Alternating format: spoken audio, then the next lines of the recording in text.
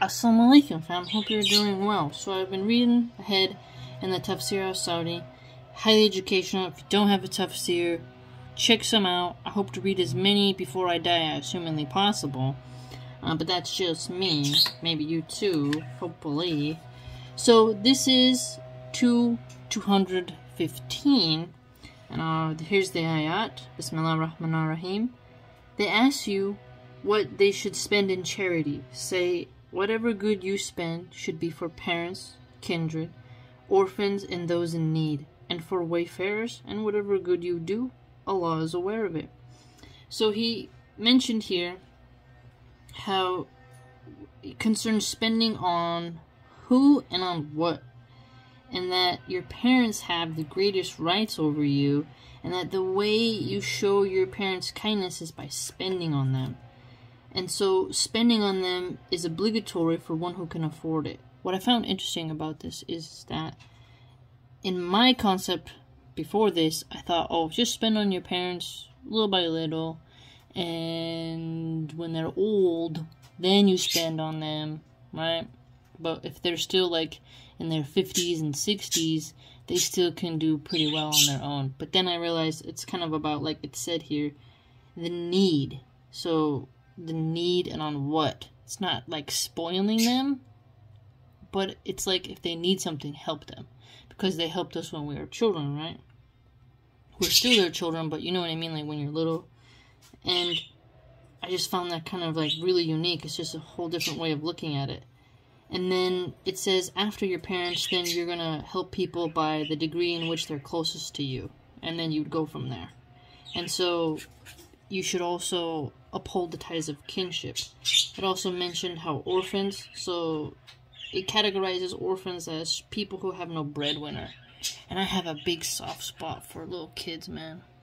You know, so that one's like, we all can see the beauty in that. So we should all help as much as we can the orphans. And that also made me realize how it says, notice how the duty of the children to the parents to financially support them. Let me give you an interesting example. Today, the liberal atheists want the state to take care, right? Taxpayers to be taxed and then sent to corporate, facilities to take care of them, while the children do whatever they want, vacationing while mommy and daddy is in an old folks home being taken care of by a stranger. So they're replacing the duty of the children to the parents with the state, right? The government. So compare this Islamic principle of taking care of your parents versus the secular liberal way of ditch your parents, put them in an old folks home, let the state and the medical industry deal with them. You get to prance around traveling and taking 1,000 selfies and doing duck face and ignoring them and visiting them on holidays and such. So this really shifts how parents are to be respected and honored. So look at how today how they're trying to drive a wedge between the natural order of the authority of the parents, right? Because your parents here contends that they have the greatest rights over you, not the state, not the school district, no political party or ideology, and not your freaking friends, right? Your parents. This is quite interesting. This slaps the face of communists quite clearly, who deny God, who try to remove God, as Karl Marx said in his Das Kapital. He called, for a totally different restructuring of the family unit, the nuclear family. And previously, Black Lives Matter had on their website, because they're founded by Marxists, one of the co-founders, she stepped down after buying 5 mansions, by the way, and Twitter censored the stories about her spending all this money after people started investigating where all that money was going. She had on her website that I saw with my own eyes the abolition of the nuclear family structure and to have communes to raise children. So it was very LGBT, ABCDFG type of talk. So it's like no more mom and dad. Instead, you can have a communistic commune of the village raising the children through an indoctrination type of center, while you have swapping of partners and other issues. So that is completely different than what we get here in the Quran. So I would ask a lot of Muslims who are hanging around those types of communists, who are pretending to be social justice warriors, do they really agree with your ethics?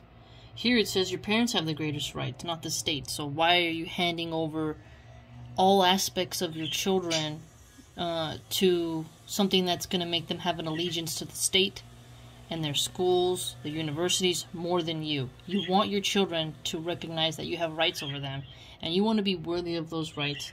And if you are a child, right, we all have parents, right, because we're here, we have a duty to our parents. So don't neglect that duty, right? It would be anti-Islamic then, by definition, to neglect your parents and to see them having no rights over you, or listening to Hollywood celebrities and their advice over your parents' advice. I'm not saying all parents are perfect, but you get what I mean in terms of, like, they have some rights over you. And the state, school districts, the medical sector has to respect the rights of the parents. And if liberal atheists take that away from the parents, it's infringing upon your religious rights in a serious way. And so it also notes here further that you should spend on those in need. And what's cool about those in need means like urgent needs, or they're helpless. So you help them by meeting their needs and making them independent of means. I thought that was pretty cool, because it's like someone needs urgent care, you can help them. And if somebody is stuck in a debt hole and you can kind of make them independent, that's good. I kind of think about entrepreneurship a lot. Like, if you are a wealthy Muslim and you see a young buck, he wants to go off and start his own, entrepreneurial aims, help him in facilitating that if you believe in his mission statement of whatever company or agenda he has. I thought that was pretty cool. And then it says further that all the financial things we do in terms of our parents, orphans, wayfarers, and such will be judged according to our intentions and sincerity, and the degree in which it influenced that said scenario.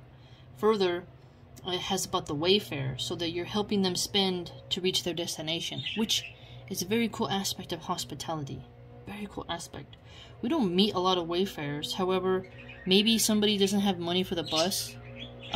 Sometimes I would see people paying with a lot of change for the bus, and you stand up, you give them $1 so that they don't have to pay with nickels and dimes, right? So they don't feel humiliated, because I've had to pay with change before. So give somebody some money to ride the bus, right? Also, what we used to do when me and my coworkers used to ride the bus, there was something called like a bus pass. It wasn't like a bus pass, it was like a trans pass. It was good for 2 hours, so if you paid your fee, you could ride wherever you wanted to go without having to pay multiple times for 2 hours. And if you went to work, but it had to be either only north or only south. It couldn't be both. You couldn't go there and back, right? So I would give it to somebody, say like, oh, I got off on stop number X, you have 3 more stops to go and you're at this stop, I'll give you it so you don't have to pay for your fee. And I would hand over that pass to that person who needed to get to their destination so they didn't have to pay. So it's like things like that we can do. So very cool. So great to read these tafseers. So hope you enjoyed.